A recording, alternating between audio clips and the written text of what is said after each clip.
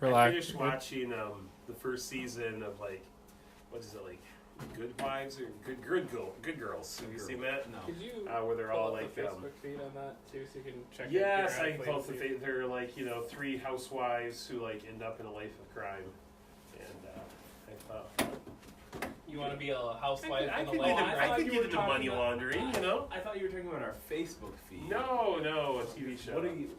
I don't know, what's- Jen laundering money, cooking meth or something? and then Yes. posting about it on your Facebook feed? That would be an interesting Facebook feed. All right, here we are. To keep the heat in. I could probably. Oh, there we are. We just said laundering money, so that's where our thing is. Gosh, my mind is not working today. It's That's the okay. cold. There's three of us. It is bitterly cold. Alright.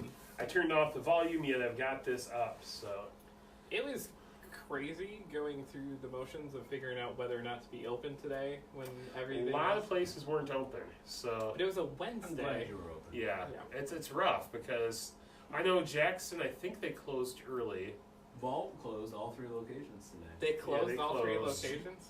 I think didn't Sean's close early as well today? They closed early as well. Yeah. So I know a lot of people were pulling that. So I expected to be open and just not see many people. That was my thought. Oh, I thought you were going to say, I don't have anywhere to go, so... that too. I mean, that is also the the reality. car started this morning, which is really impressive because It did. all over the place I got messages of people with cars not starting in the cold. Well, that was, I knew the first. I made the video for today last night. I got all that the was books. a real hardship making that video. Well, yeah, yeah, I was suffering to make that. Am I the only one that remembers that 3D when No, when ABC did all the 3D, it was, yeah, because I always remember the Tool Time episode where Tim had the 2x4 and he kept taking it. Oh yeah, yeah, I remember the 3D. I was trying to find it. It took ABC. me, finally this morning, I found a Wikipedia article that talked about it. I thought it was crazy, because I was sitting there last night with those dumb 3D glasses on, looking to try to find that, proof of that existence. So, yesterday, Yeah. when you weren't here, Yeah. I recorded a video all about the X-Men in 3D. Yeah. And I basically kind of came on and I said, we're going to take a moment here of Jeff not singing and dancing because that's all Jeff does. And I'm Yeah. going to talk to you about the books that matter this week. And then I went on to the X-Men book, which I insisted that you did not talk about in your video. And we're missing the boats. And I was waiting for you to post your video so I could post my video right next to it. And then all you had on it was basically that X-Men book and then your journey into 3D. So, and I thought, well, great. There goes that's really there goes funny. my effort at Because I sat making there, a great because video. when I was talking about video stuff yesterday, you were like, just wait, tomorrow I got a surprise for you. I know. And then I was like, where's the surprise? I know, What's I'm so going mad. on? I sit there this morning 9 because you put it up early too. Posted Yeah. at 9. I'm sitting there what? That's the book he's talking about? So. Well, When is the last time you said a positive thing about an X-Men book in your morning thing? I think it was never. I don't most of know the time, that was a positive thing. well, it was positive-ish. yeah. They do come with 3D glasses. We did So- not sell a single copy of that today. Well, I really expected it to catch a few X-Men fans. Everyone looked at it and went, that's real dumb, and Well, that's walked away. In your video, when you're opening it up, part of me is going, oh no, we can't sell that. And then I'm thinking, oh, we weren't going to sell that. I had it for a minute. I was like, I think I'm going to get this. And I thought, no, I'm not going to get this. So what's crazy is they're not doing just an X-Men run of these 3D books. Yeah. I've kind of looked it out. They've got different books Mighty coming out. Thor, they're doing. Mighty Thor. There's a book each month coming out in 3D now.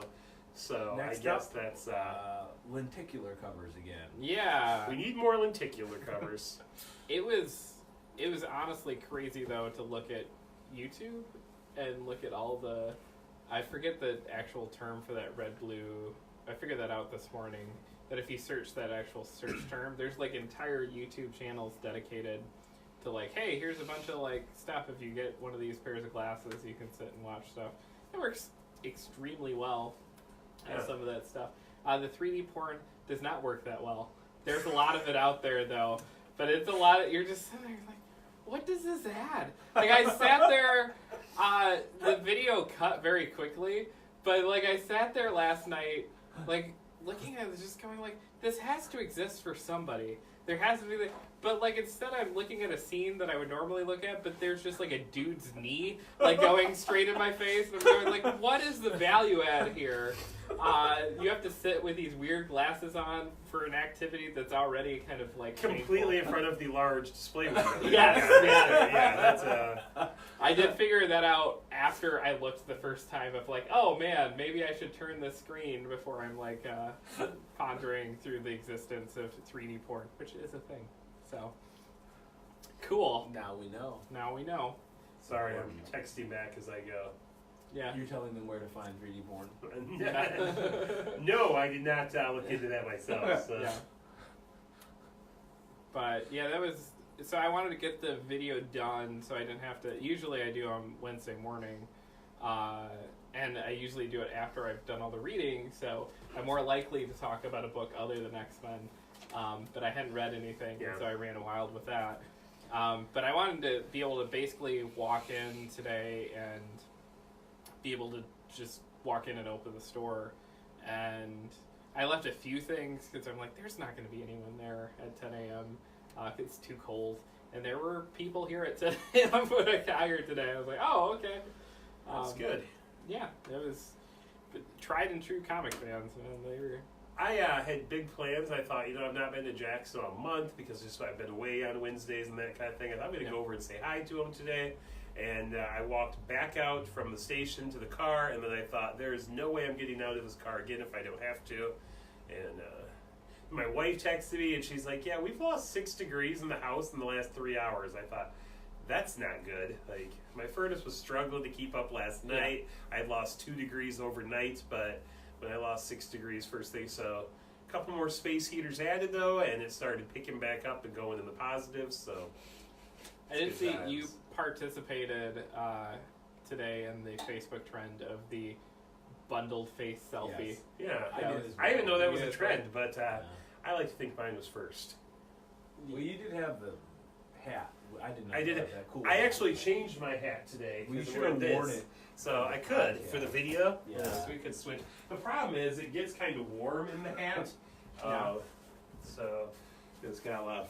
That's a great hat, though. That's a good. Yeah. I could wear the hat for a little bit. I supposedly have one of them. My hats always go missing. I've got several of these now because I tell my kids that this is what I want for Christmas. And so, yeah, I've got a cool, like, red flannel one that's got the fur in this one. And it always reminds me of the, hey, we're trying to make Jason Biggs a star vehicle, the movie Loser. Did you ever watch Loser? I don't know, maybe. Like, that was one of the defining characteristics of his, like, oh my gosh, like, how can he ever find love character, is he wore that hat all the time. I think this is a great hat, so... Yeah, it makes me immensely happy. So, and it's warm. Now I did have to this morning. I had the hat and I tied the scarf around the ears and so you just have like the eye slits peeking out. I don't have glasses like Andrew does though, so my eyes were gonna freeze open. But they're gonna freeze open. Open. That sounds. Well, serious. I thought shut at first. I thought, why would my eyes be shut while I was outside? I should keep them open. So yeah. So they're gonna be open. That reminds me of the. Did you read the Black Panther Deadpool book? No. Yes. Oh, yeah. We'll talk about it some later. But he gets in a Black Panther suit, and there's like the running voice that he interacts with, like most like Tony Stark suits, and so he keeps calling it Shiri. It's a combination of Shuri and Siri, yes. and it just made me laugh every single time. It was pretty great. It was really funny. Not quite as good as Chopin, but Chopin is good. It's odd. We wear this hat now, and no comments about the hats. So none. I think people just like it. People like that is a good hat. I wish I had a hat like that. Or they love Jason Biggs in the movie Loser. Losers. See, my head's all sweaty. Whatever happened to Jason Biggs? Well, he was on the first 2 seasons of that women's prison show. Oh, the Orange is the New Black. Orange is the New Black. And then they just kind of wrote his character out. Well, because it was weird. That whole show started sucking after 2 seasons, so. And not because of Jason Biggs. No, he was the worst Jason part Biggs, of the first 2 seasons. But in the book, he sticks around. Well, the book is it. If you read the book, like she's in there for like 6 months, Yeah, and then really she goes different. back to her husband. Yeah. Yeah, so and the movie runs rampant with all these different characters and subplots. it is very, very, very loosely based. Like, I mean, there is a blonde woman, and she does go to jail. But if you get outside of that, there's really not much left from her actual experience that was in the TV show. You can't have multiple seasons after of of a memoir, yeah, I got out after 6 months, and then that was it. Yeah. Well, if you did like 1 day per episode. Well, they you'd were have all really. kinds of those. I mean, they were already struggling with 2 seasons and what They to do were. with Jason Biggs, and like, I mean, he had a whole. I don't know if 3D porn was involved, but he had a whole plot arc about masturbating and edging and trying to write articles about it. It's like, who's coming to this show for this? Like, what is the point? Like, and it really, I think it No. killed his career because Jason Biggs has Well, not been around since then. I mean, he I wasn't think really he around wasn't before around that. If before he had any chance, it's done now. So The best part of that show, though, is the actress whose name I can't remember, who plays Red, who also plays Captain Janeway. yeah, she is the best part of that show. I can't Yeah. remember her name. It's she's in other stuff. That's Yeah, good she's too. in other stuff as well, but she's freaking awesome. What's her name? All of a sudden, She's I'm hating amazing. myself for not thinking of her name. I can't think of it right now either, but she also narrates a lot of audiobooks. She does. Oh, that would be and- amazing. Yeah, I find myself. I started with Joe Hill's The Fireman, which is a fantastic book that people should listen to anyways, but she narrates it, which makes it really, really good. I almost bought that book you recommended last time because all of a sudden it went on sale this week. Which book? The Nosferatu? Yeah. Yeah. But then I forgot to, and then the sale ended, and I was like, oh, shoot. So I did. But she narrates a bunch of stuff, and you can follow her around from book to book. It's pretty great. By the way, the Bulls are up by 2. Christy says she's watching Us and Marie Kondo at the same time. Ooh. And she's reading comic books. My new favorite joke is when people try to reference Marie Kondo. Yeah. Is oh man, I lost it. What is the pie one? Marie. Calendar? Yeah. I always instead go like I don't care what Marie Calendar thinks, and then people just look at me really funny. Like, That's right. When you want to know about pie, you ask the fat guy. yeah. Kate Mulgrew. Oh, that is her name. Yeah. Which, in the Star Trek book we have today, Janeway made an appearance. Which So was awesome. In one of the Star Trek books we had. one of them, yeah. You There are realize multiple Star Trek books. this week yeah. we can talk Star Trek all we want, and everybody at the table will know what we're talking That's about. true. We It can doesn't- change this into a Star Trek podcast. And we could why don't we have a Star Trek podcast? Which, by the way, how great is Discovery? Jeff needs to watch You- Discovery because Discovery last season was really, really, really good, and this season is better. And I think Jeff will think the first season is okay, but I think he would love the second season. The second season is a lot more Star Trek-y, if that's a I word. probably would. Because we're getting to know the crew, and Yeah. like that was like my big. If I had a complaint about the first season, it's that we knew the captain, and we knew the one Michael Burnham. Michael Yeah. Burnham, and we knew Saru, Yep. and we knew the doctor Yeah, and the that's about engineer. But I mean, we didn't have like a big cast, the pilot, and you didn't know, most of the bridge crew. And now we've got the bridge crew going on away missions. We're finally getting to have the robot girl talk, which I'm kind of enjoying. I so. probably in March, when I can both do that and watch March Madness at the same time for the same $8 per. You can freaking have my password. That works too. I mean, that's also an option. I for the longest Just time, real poor right now. I for the longest time just used your cousin's password as well. Yeah. So I just got my own after I felt guilty about it after the first 2 years. So Yeah, I am excited to actually dive into it. I've just been loving the Orville though. That scratches that Star we Trek finally started watching that, and we've only watched the first 2 or 3 episodes. But the episode where Bortus and his husband have the baby, Yes. and trying to decide whether they're going to have the gender modification. Oh my gosh, It's that episode's so amazing. good. Yeah, it's fantastic. Yeah. That whole thing, it reminds me of great Next Generation episodes like Measure of a Man, Yeah. that whole courtroom battle over Data. They're just sitting there. It is a lot like that one. Yeah, and I love it because it's doing that thing that sci-fi does when it's doing really well. It's it doesn't matter what side of this issue that you came in on before this. Yep. You can see every side. You can understand like the reasoning behind like why people. Well, and nothing was necessarily like you didn't finish that episode, and it didn't wrap it all up with a neat little bow and say, "All right, everyone should feel like this now." Yeah, like exactly. even as early as I think it was this last week. When they were like, we wanted to intercede when they were going to do that, and the captain's like, I still think we should have. And, yeah, they're still dealing with the fallout of that episode. It's an interesting. There's going to be a lot of Star Trek on this episode. Yeah. Facebook Live listeners. Yeah. The Orville is still,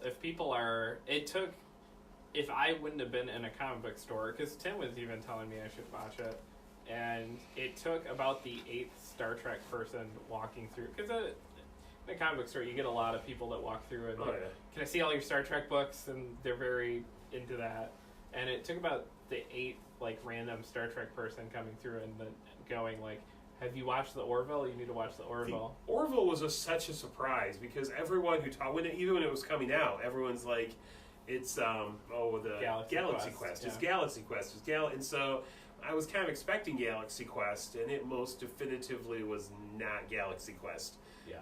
It was much more next gen with a sense of humor about itself. Maybe next gen when you watch it now, if you're feeling okay to laugh at some of the episodes, Yeah. Oh yeah. Absolutely. Like we all laugh at Picard now when he goes, "There are 3 lights." It's 3, isn't it, or 4? 5. 5? I don't remember. 4. Anyway, I kept waiting for the guy to do that in the last episode. He was like there, they were like torturing. I kept waiting for the lights thing, but because they seem to definitely go right on the Star Trek references. I don't want to spoil too much for Andrew. Why am I? You don't want the volume on this. You definitely just joined. Don't and spoil had it the too volume much. I don't want to spoil it too much for Andrew. How do you feel about the new character that finally appeared this week? I have to see more of it. Yeah, it's kind of. I really appreciated the old one, and so yeah. And they left it open for her to come back with the way the show ended, but at the same hand, I don't know what their plan is. I much preferred what's his butt, the Tick, with the elephant trunk, and that was pretty fantastic. I would have much preferred him in his sweats on the bridge. But what a great episode to send her off, though! Like, and with multiple old Star Trek actors in it. And that was great, yeah. And really, the other girl's first episode was good as well. I mean, it was. I really enjoyed the episode this past week, but it kind of came at me because I did not see that one coming at all. It's an interesting show because it reminds me a lot of Next Generation, and then episodes like this one this past week, and then the one from last season where they're like doing all the social voting stuff, and he does the thing with the statue and gets in trouble. That was... it reminds me of Sliders. Like it's like very like they take that page out of, and occasionally Star Trek would do that, but they like do that a lot more in this, in lieu of like holodeck episodes, which I'm in support of. That seemed like an episode I'd definitely seen in something else, and I've never watched Sliders, so it's a common... And it's a very, like, Black Mirror has done that. Have you watched through Black Mirror yet? I haven't. I know you keep telling me to watch it. It's so, like, not every episode's a winner. It's very anthology-based, so you just get it's a mixed bag, and the very first episode is probably the worst in the entire show. But you get episode to episode, you get kind of this like complete new thing, and some of them are absolutely fantastic. There is one that is like catered specifically to Star Trek fans. Yeah, that's the one you keep telling me about. Yeah. And the Star Trek-y episode. Yes. Yeah. That was what got me into the whole series, probably. Did you watch the whole series? I've watched it all, but I think I mentioned I was sick with a fever at the time, and so like there are episodes I remember, and there are episodes that I don't because I was asleep, and there are episodes that were like half asleep, half awake because I was so fevered, and have scarred my memory with horrible things. So I kind of sounds like the way to watch the show freaks me out far more than it should because I've watched it all with very high fevers most of the time. So to be fair though, it's a freaky show. Like it's so it's even freakier when you're when you have a high fever and watch gotcha. it makes it that much freakier. Yeah. Well, it's kind of I think the premise of that show is it's a Twilight Zone type thing, but with technology and like the things that exist now in technology, if taken to the So there is an episode where it's very much that thing we described from the episode of the Orville, where it's like someone's entire social standing is dependent on their like social first episode of the show. Social media standing. Yeah, no, I gotta watch that. And as they're wandering, I need to do this because I need to tip in this situation because this person will add points and it'll make my standing go up. And which just seems almost like a good idea for the first 20 minutes of the episode. You're like, people behave much better if everybody's worried about then things go, and of course they turn around. Which is, it does that great Twilight Zone thing. And like most of the episodes don't end well, but then occasionally when they do end well, it's so rewarding and cool that it's very.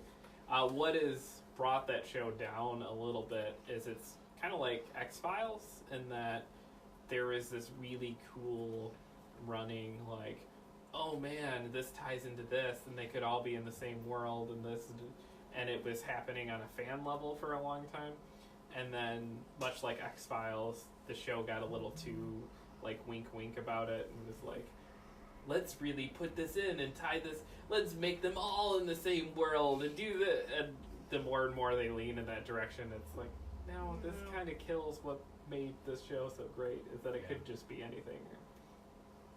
Christy says that the cats, our 15 cats, like the sound of your voice. Oh, and they are calming down and sitting and listening and watching. Jeff the cat whisperer. The cat whisperer. Yes. Whisperer. You would, if you ever came into our house, I would die. You would die. Yeah. Yeah, I struggle with one cat allergies, so, and it's interesting because if I go over to the house with somebody who has a big dog, that just will put me under. That's only one dog. I can take a very small dog, but a big dog will pretty much wipe me out. So. Yeah. And it's interesting. I've been looking back on stuff, and I met all your cats the day that I took over the business plan for the store. Yes. And you guys helped me work on it, and I was like, "There's a lot of cats." There's a lot of cats in here. And I talk about it on the podcast video when I announce the store. Yeah. And I think Tim says I would die. I think yeah. It's great though. I'm getting hit with Facebook memories right now with the numbers, all the numbers. Oh, when you were counting down. Yeah. Counting down, and it's in the time of me putting just random number things up, and then people going "What is this?" What is this? And they're trying to guess. Yeah. They thought it was a new book announcement or. It all depends on how the people knew you, which is how they were guessing. So yeah. It was pretty. Well, everyone knew that I'd done this. Oh yeah, but there are people who know you because of comic books, and there are people who know that you did comic books. Right. And there are people who know you because of writing, and there are people who know you did writing. And those are kind of two different things. So. Right, but even some of the comic book people were guessing that it was some other project or something. Run for president. I was going to run for president. Yeah. I don't think anyone thought that whatsoever. It was going to be a thing. They were all thinking that we were going to buy a tripod for our podcast because we were still using the cereal bowl, and Well, that's the thing. I mean, we didn't. So the early podcasts were appearing on just Facebook as under Rad Raptor. There's no comic. Mm-hmm. It was Rad Raptor Radio. Yes. Yeah, but we talked about comics every week. I'm not even sure. Was it Rad Raptor Radio at first, or was it just Rad Raptor? It's been Rad Raptor Radio from day one. So yeah. But it's always been a comic-based show. Yeah. So we talked more about food early on. We don't necessarily get into the food as much. We still do. Not as much. But we would still, the bulk of the show, the thematic thing for week to week is we still had our comic book picks of the week and everything. From the beginning. So it's funny reading back on some of those numbers, people guessing other things. You had to know I was going to do something with comics. I don't know. Yeah. It seems kind of obvious in that respect, but... It was obvious for us. Yeah. Maybe not. Maybe I mean, not, as I I don't said, know. people who need from other worlds and all that craziness. So. Whatever. I mean, what is it? We're almost in February. Holy shit. Yeah. Yeah, shit. we're not that far away from the 1 year anniversary. We so. gotta- I've got numbers counting down. We're 38 days away. We have to have a party. We probably need to like get some things planned, like the big 1 year anniversary shirt. You Have are. we talked about? Have we got describing. with Mac about doing the art for the 1 year anniversary? You were shirt? describing the panic I went through when last night when I couldn't sleep. I saw the number 38 pop up in my memory. Mac, Oh, we need get it. we need a shirt done, and we know how much Bobby loves your work, so we want the shirt to be done by you. I'm gonna get Scotty Young to do our shirt. We have what? 38 days? No problem. Yeah, no, it'll No be fine. problem. But yeah, it's crazy that we're coming up on a year. It is crazy. Nuts. Yeah, when you guys asked me to do the art for this shirt, we know we're going to be hitting Bobby. So Tim, I will say that my boss at the radio station still has a comic book that I did the art and hung on her wall. yeah. So, yeah. It is my first comic book cover, and for the price, I'm willing to do any. We had Anna in doing comic book covers Yes. one time. If you want to bring him in, I'll charge a little fee, and I'll do He the. will draw a tree on any any comic. Well, I did the whole Fantastic Four as stick figures. It was brilliant. Yeah, so. It was probably as good as Scotty Young's. So I believe visually, she had curls because she was a girl. Yeah. Yes, that is the definition of. I believe Giant Blaze had a femaleness. little flame on his head because you could do like a little candle flame, and This is our still Rad Raptor Radio, Oh, it is. Yes, you're Yeah. right. and I'm Jeff. oh yeah, we could do that. I'm Tim. I'm Andrew. I always forget to do that. That's the one thing I'm bad at is remembering to ever say that this is Rad Raptor Radio. Yes, you are not very good at that. If I have one great flaw in life, It's that. it's that. That's it. just that. that. That is That's the all. one. That is Like the if I thing. could fix that, I would probably be pretty near perfect. But Don't like in your day job. You have to identify the station like every 5 minutes. every 5 minutes, I say it usually going into every break and out of every break. I'm Tim. You're listening to Home.fm, and then when we go out, I do the same thing again. Yeah. So 38 days away from 38 a solid days. year of this. Most businesses don't last a year, so that's good. We're gonna make it Well, 38 more days. Yeah, I was Okay. gonna say it would not been a year yet. Yeah. But no, it's been like so. I'm starting to like take stock of like the year that has been of like 1 year, and it's crazy. I mean, we've far exceeded not like where I thought we'd be, but we're definitely where I thought we'd be in a year. So Yeah. Yeah. Yeah, I agree. I remember when we started the podcast, we were still thinking like, wouldn't it be great if we could get like a single room and sell comics out of the back of the car? there was So I yeah. mean, it was for a long time we were looking for an office space so we could like sell comics out of the back of the car, door to door. So Well, I was like gonna do like come a a long comic ways. like speakeasy. I didn't know for sure that the space would open back up. I was trying hard for it, but there was a lot of real like daily kind of conversations of like where we at with this, what's going on, and like trying to like go and negotiate, our way back into this place. And so here's the thing: it's like sometimes when like one business leaves a location, it's real hard to convince a landlord to be like, hey, what if we put the same exact business same there? exact thing in there. What if yeah. we just do that? We're like, no, you don't understand. We're gonna paint over all the horrible orange that's in here with red. Like we're gonna go red throughout the whole store. Well, I think that's a little less important than we're gonna pay you, but yeah. Well, Yeah. I'm sure he appreciates that too. Yeah. Which, by the way, greatest landlord ever. Insanely greatest landlord ever. I saw him for like 2 seconds today, and I had a big dumb smile on my face because like he came in like bundled head to toe. Oh, I'm sure. Like I didn't even think I'd see him today because he's like, hey Jeff, not gonna see me all week. I'm hiding from this stuff. You gonna be open? I'm like, yeah, it's a Wednesday. That's when people come for comics. So I think I have to be like, better you than me. I'm not gonna come. And I saw He showed up. He yeah. showed up. He can't stay away. Like that You're like, dude. I don't know, Tom. Do I have to pay rent this week? Yeah. You're saying something You're here. saying something, Yeah. yeah. Oh, no. Whereas now I'm bugging you and Jason about when do I get more room for storage. Yeah, no, we're ready Yeah. to do even more expansion. I need an office. Sure, Tim. That's Yeah. what we need here. Is I Right need down my the own hall, office, all the way go down, so- all the way down the hall, hit the wall, turn left. That's your office. I've already got my new office mapped out, so Yeah. it's gonna happen. I feel like I could get a lot of work done if I had an office. Now I what? But often feel like think I could get a lot that, of work done. but then I generally just sit in my office and like look at Facebook. I seldom get anything done. That was my tenure as the editor for the Siena Heights Eclipse. Not the Eclipse. No, Spectra. the Spectra, Yes. the newspaper at Siena Heights, which at the time I was running it, like had zero budget or class or anything. Shortly thereafter, your lovely wife took it over, That's which true. was helpful because they put it all on my.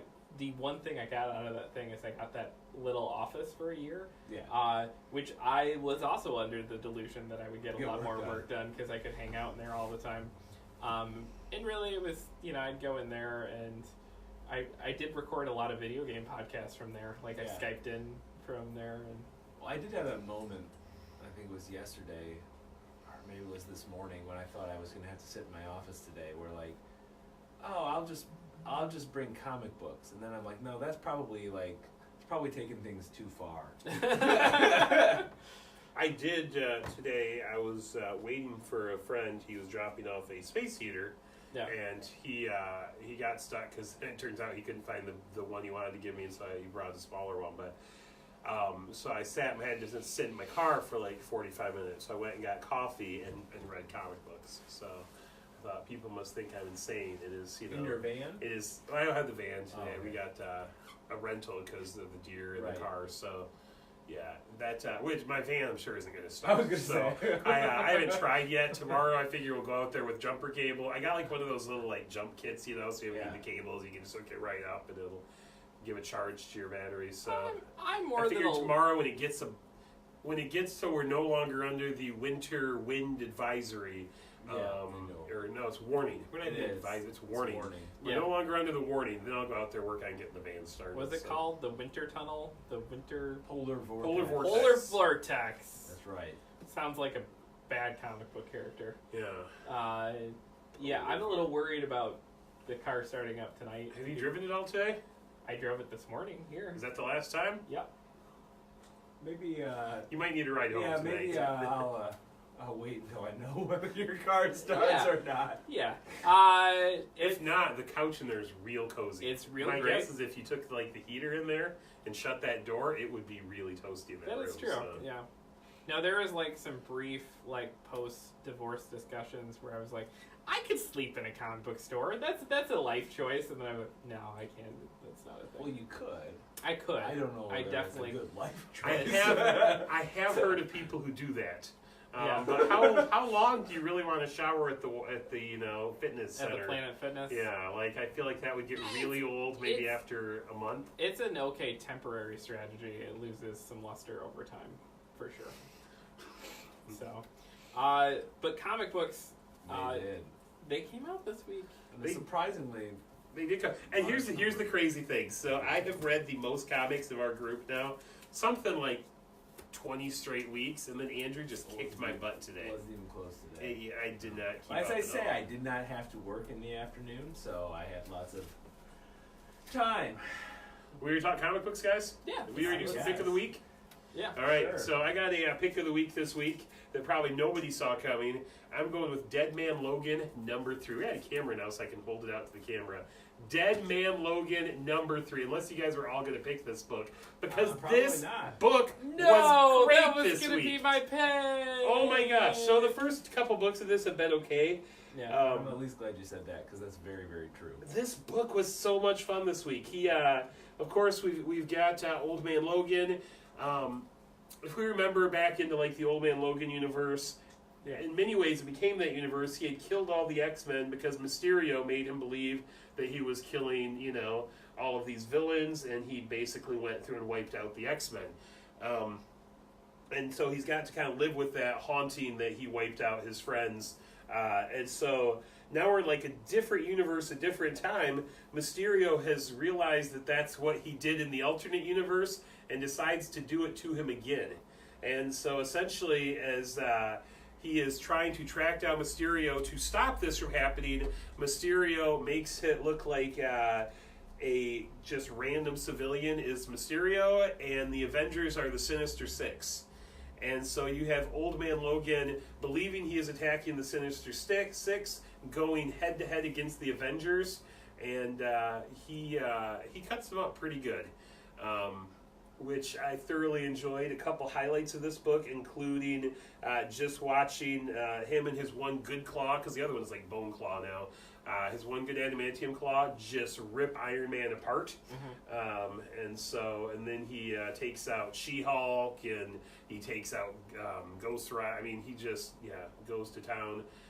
That was really great. And then at the end, I'm not going to try to give too much away, but you get to see like Jubilee get all up in Captain America's face, which is just kind of cool to watch Jubilee in a leadership role. Because I remember when it was little Jubilee on the Saturday morning cartoons, getting saved by the X-Men, and now she's like, leading this group, which doesn't necessarily fit. Well, maybe it does fit with the X-Men, because who knows what Jubilee's doing right now in their 15 books, which we'll talk about later. So does the book still only work if you put aside the fact that, like, the same thing happening in a different universe is kind of silly? This happened... No. I mean, well, no, because we got the whole, like, if you don't know your history, you're doomed to repeat it. And all that's happening is history is repeating itself. Let's cook up the denial. Let's just a little more. Guys, here's the deal. This book was really good this week. In fairness, like, that's because I'm only saying this because I read the first issue and I didn't hate it. Like, as a comic book, it was a thing. But, like, I had trouble when I sat back and thought about it with the, like, oh, maybe he'll do the same thing in this universe. Let's have 12 issues out of now. I'm assuming that it's not going to happen the same way in this universe. All right. In part because he knew and he like had warned a number of people, including Jubilee, that could happen. So there are things in place to stop him. Which again, I'm putting out my guess here. Over the course of 12 issues, may lead to the death of Old Man Logan. You think? Now, of course, the book being called Dead Man Logan, it might be a giveaway, but I believe we are eventually heading towards the death of one of my favorite comic book characters. I've wanted to pick this book twice, and the first two issues have been, it was okay, and then it was kind of good. And this issue, like, there were two that were kind of at the top. It wasn't the strongest week. I mean, I'll be honest with you. Last week, there were probably 6 books that would have beat out anything I read this week. There were 2 books right at the very top of my list this week, and I kind of went back and forth. You should pick the other one. No. But I think I finished on the right one. This was a really strong book this week. Great comic book character in Logan, and I think he deserves some Book of the Weeks with this. They're doing a good job with it to finish out his story. And you get to see him kick the butt of the Avengers. These same Avengers who took out the Hulk, Old Man Logan, he takes them out. So, yeah. We had someone bring in the other day the original run, not the first appearance of Old Man Logan, but the first sort of extended story arc that happened in the Wolverine book that Mark Millar wrote. And that little run is so cool. And it's actually worth quite a bit of money now. Like, those books are worth quite a bit of money. I have his first appearance. Yeah, that's probably worth a bit of money too, though. Yeah. I like to think that Dead Man Logan is this awesome combination of Wolverine and the Undertaker, and like Dead Man Logan. I think you're getting that confused with the Hulk-verine that I'm going to be talking about later on in the show. See, that's okay, but like, can you imagine Dead Man Logan? That's how this ends. Like the chimes. Yeah. He doesn't die. He becomes a professional wrestler. What if he had like the big black Undertaker hat? How cool would the character be? Like, he does the, like, sit-up thing, but he's got the claws. Like, that's amazing. And he already has the one eye that's just white now. Yes. So, I mean, he doesn't even have to, like, roll it both back of his head, so... I think you figured it out. No, I'm all for it. I think we're going places. Can we get Professor X to be Paul Bearer? He's been dead for a long time. My pick of the week this week, I also am probably going back and forth between two that were kind of better than anything else I read. But I'm going to go with Black Panther versus Deadpool, which is insane. But especially since what I thought you were going to pick. But yeah, go ahead. This book is so good. I sat here today. It has no business being good. It has no business being this. And that's probably what pushes it up to pick of the week status, is like you do not expect this book to hit at this high of a level. But it is absolutely fantastic. And we've had, I feel like since the store has been open, which is, 38 days shy of a solid year. In that time, I feel like we've been searching hard to try to find like a really good Black Panther book. We've been searching hard to find a really good Deadpool book as well. As someone myself I like those Deadpool movies, but I haven't really been enthralled with anything Deadpool.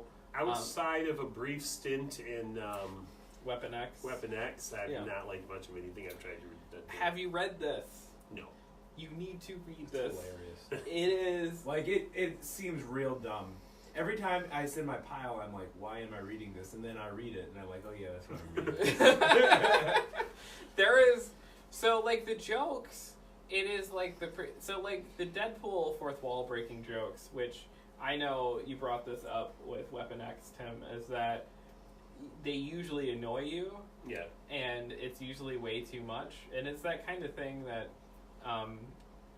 I know Tracy Hickman is a writer that Tim and I used to follow probably way too closely, but he said about like swearing in writing, and that he treats it like salt, and that if you don't have any cussing, that it doesn't feel real. But if you just like a freshman creative writing project, just take the salt shaker and pour it on there with like the word fuck every 12 seconds, then it's way too much. And I think the fourth wall stuff with Deadpool is a similar thing. It's if you just have that like just perfect amount. Yeah.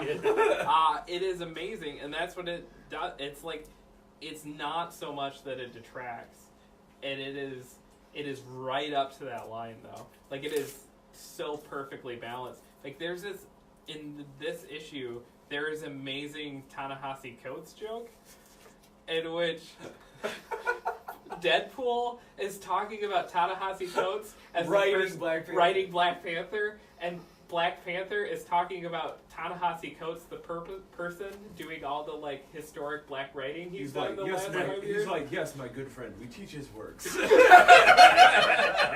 was like I could not stop laughing at it. It was amazing, and it was just there's this running bit with at one point like 3 issues ago, Deadpool doesn't have an arm, and he like attaches a zebra head as an arm, and like that thing is still like a running bit into this issue. It was the most absurd, weird thing, but it works. And then you take the like absurd humor and set it aside. It's almost like the Orville. It's like that stuff is additive, because the actual story of what is going on here is phenomenal, in that you have a T'Challa who is weighing this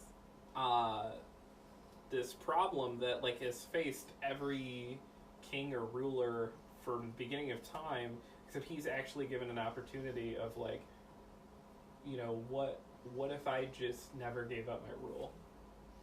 Will the world be a better place? Will my people be better if I never step down? And he's weighing this giant philosophical idea of who is a better ruler. And they're bringing up things like different French rulers. And, if Louis XIV would have been able to never rescind the throne, would the French people still be where they were when they were bringing the guillotine out centuries later? Or if he would have been able to keep his rule, would all of that be avoided? So dealing with these like giant like political conversations and like really interesting stuff in this book where like Deadpool's literally running around with a zebra head for an arm. Like, it is phenomenal. And he spends half his book detached from his head, with his head detached from his body, just jumping around in the Black Panther. Yes! Plane. Oh my gosh! Yeah. And that like knock knock joke moment like was so good. And it was like knock knock who's there? Wakanda dude cuts your head off. Like, it was like, and it just cuts to him like headless. Like, this book should not be as amazing as it is. I kept telling people today, and it's such a hard sell because it looks like it should be the dumbest thing that has ever existed, but it's punching way above its weight class. Yeah. Nice. It was a real good book. All right. Did you also have to decide between two? I had 3 that were real well close. One of them's one you're gonna I made it. You could pick it if you want. No. I'm gonna pick Maneaters number 5. This was the first thing I read, and then a couple things came real close. But at the end of the day, I really enjoyed this book. So I'm glad more people are jumping onto this series now. It's sort of gaining some steam here at the store. The reason I like this issue so much is that we do get back to some of the narrative, right? So issue 4 was Chelsea Cain's doing this thing that I think is really, really cool, is that she's creating a really fully developed world with these comics, like with the ads in the book, but also complete with, like, issue 4 was like a magazine from the world. Yeah. Right. And I saw in the previews today that issue 8 is going to be another one of those things where it's like one of the books that they talk about in the comic, she's going to make a version of nice. the comic. Yeah. And that for me is really, really cool because it's doing something we don't see done a lot in comics. And I like that. But in between, they're doing these narrative things, and this one advances the narrative that left off with issue 3 in some really interesting ways, and raises some real questions about what actually is going on, and actually raises that perhaps what the sort of standard line is about this world, which, if you don't know, the whole premise is that women are infected with this virus, right, that if not treated, it can become active when they reach puberty and they start to menstruate, and it can turn them into killer cats. And we get some evidence in here that may not actually be true, right? Or at least not in the way that it's being been articulated, yeah. And it's done in a really subtle way, right? So the way the comic is constructed, it doesn't really subtle way. So this is one where I read it once, and I got to sort of the main plot, and I really enjoyed it. But then Christy was like, did you notice this and this and this, right? And I went back through, and she had done this thing where she had, like, dropped clues about what was going on. Oh, well, I might not have picked up on that at all. I didn't pick up on it at all. Really subtle clues. What were the clues? So sort of, there's sort of one of the new characters that's introduced here, like, is in high school, she makes these videos of her as, like, a unicorn. And if you go back through the text, you see this unicorn's, like, creeping through the text, right? And even after this character disappears, this unicorn starts to pop up in, like, different places when they're searching for this supposedly killer cat, right? And when they're doing that microscope scene, Christy pointed out it's a unicorn here, right? Oh, I did not pick it, because when the microscope thing happened, I was completely lost. Yeah, I was lost, and then that's what Christy's like, did you notice this and this? And I went back, and then reading it a second time, I was like, there were so many little different clues along the way, then actually leading up to the poem at the end, right, which sort of fit in. And so it was one of those things where I read it the first time, I was like, okay, I enjoy this. But it was a book where sometimes it annoys me that I have to read it twice, because it means that they didn't do a very good job of structuring it plot-wise.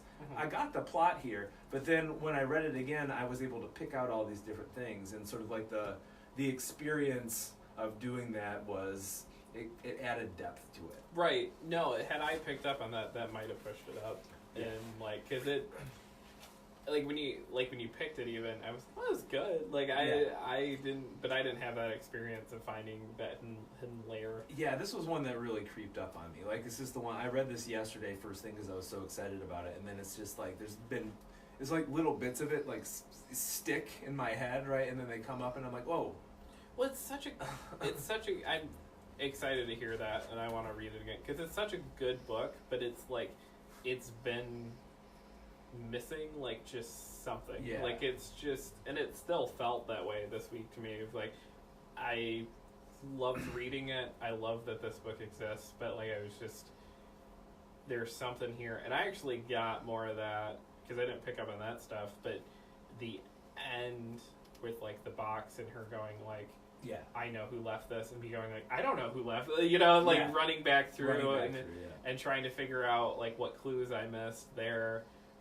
That to me was like that extra level of like I was engaged Right. with the narrative finally, and like tying it all together, because like the two, like the A story and the B story thus far have very much frustrated me, and I've wanted, you know, just It's one of those things, and I hope that I think that Chelsea Kane has enough pull that she can keep this going. She's a big enough name that she can keep this going.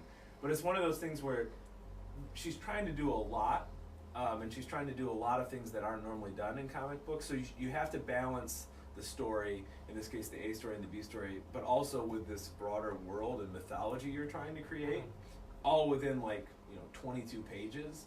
Right, so it feels to me, issue 5, it's taking a while to sort of put those pieces in place. And for me, it started to click here, and I hope that moving forward it continues, so that when we get to issue 9 or 10, like we have enough of that built that she can just start plowing ahead, with the plot. I really like this book.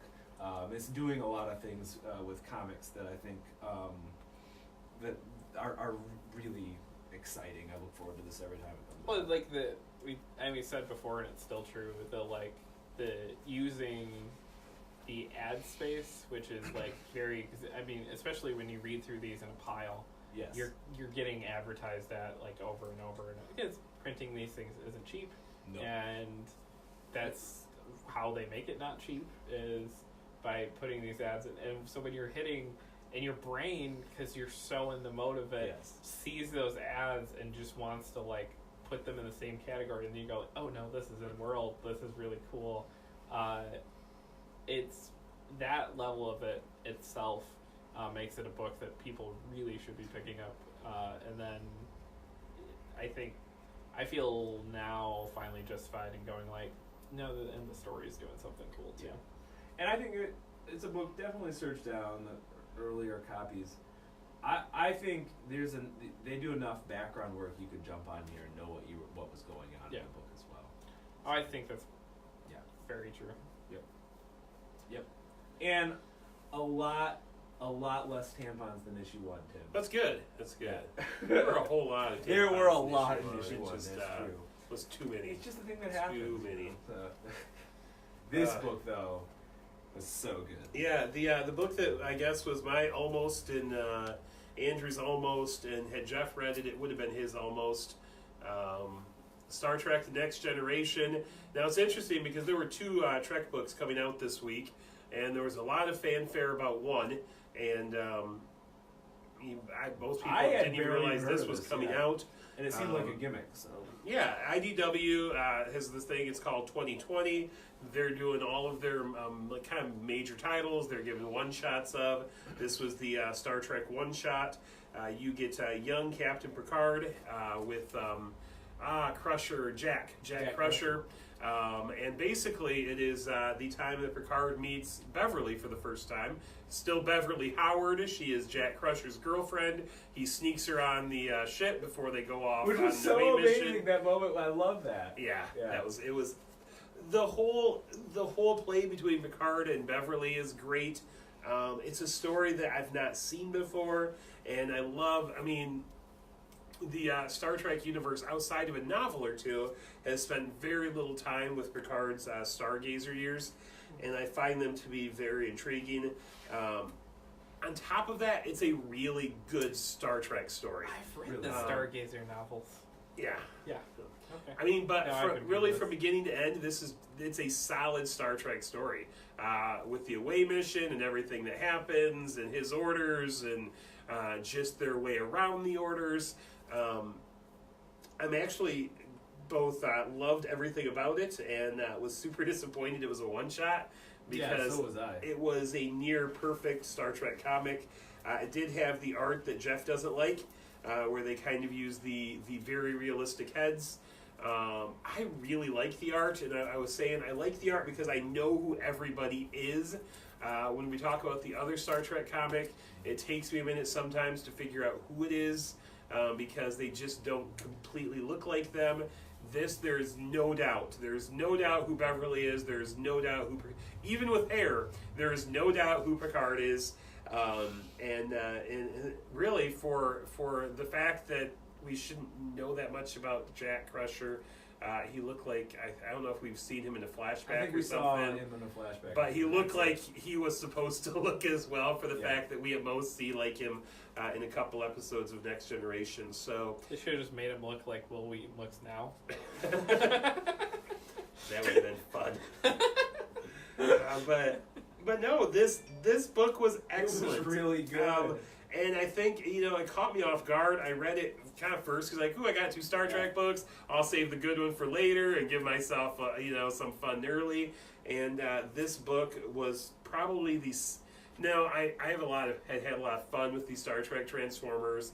It's been a fun ride. I've liked all the Mirror Universe stuff. This is probably the single best issue of Star Trek I've read in comic book form, maybe ever. It is that good. It is really, really, really good. It was good as a Star Trek story. It was good as a story. It was just perfectly plotted. It was a good book. I really liked it. So I don't know if there's any on the shelves back there, or if they just got enough copies for us. But if we don't, let Jeff know you want him to track this book down. I like it when people come in and give Jeff homework. Come in, tell him you want Star Trek 2020. I can see at least one copy. And tell him you need it in your thing. I saw in the back there's a bunch of ads for the other 2020. So all these 2020 takes place either 20 years into the future or 20 years in the past. Are you getting My Little Pony 2020? Probably not. I No? did debate Tim, the I want Ninja you to Turtle get- 2020. Tim, I want you to get all the 2020 Yeah. books. Just And give a report on Don't each of do them. that to me. Tim, what if 20 years in the future My Little Pony is like a crackhead or something? What if Well, maybe one of them is, but I what would if think you the have other a ones would. What if you have a short box? You're upset It's that small. this is a one shot. What if you have all the 2020s? You can collect all of them. Gosh, guys, I'm cutting down my pull right now. You're not cutting it down. You run a solid 20 books a week. I've been at 15 now, 3 weeks in a row. Now, could it be because January has less books? Maybe. You ready for War of the Realms then? I gotta tell you, I'm not I doing filled it. 1/3 of the Marvel previews. I'm this not week. doing it. I gotta tell you what, I cut. So I filled out everything I wanted to read for next week, and then I went back and I took 3 number 1s off because I was like, nope, not gonna do 20 books. I can't keep up with 20 books.